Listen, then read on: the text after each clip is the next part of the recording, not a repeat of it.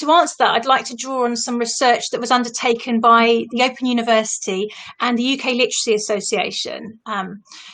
They explored just that question. What does reading for pleasure pedagogy look like? What are the best approaches for developing this in schools?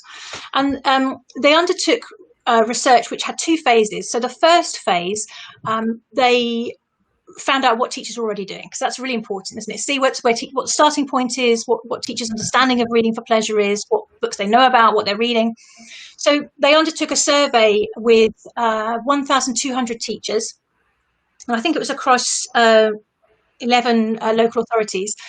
And then the second phase was when they went into schools, and they worked with 27 schools across 6 areas of London to explore the practice, see what was, to reflect on teachers' practices alongside with them as they trialled new approaches. And what they did, after undertaking all of this research, is they came up with some principles, some pedagogical principles for reading for pleasure. And the 4 of those were social reading environments, was the first one.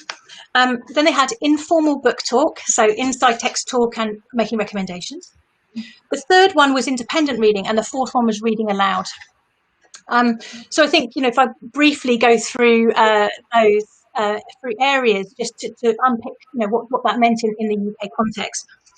So the social reading environments, what that really was about finding spaces that were appealing, that were inviting, that were embedded, had a wide range of quality texts for children to explore.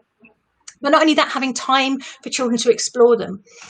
And I was really interested recently to read a case study by a London teacher who was responsible for Forest School, as well as developing the reading culture in the school. Do you have Forest School in the US? What it is here is we take children out into woodlands and the outside environment to undertake learning outside. And in this case, the teacher wanted to see what would happen, if we open this space up for reading, a social reading space. So she took children out, and they had sticks and rugs and all sorts of natural materials for building dens. And, the first thing she was slightly, interested in exploring is, if I take these children outside, my class outside,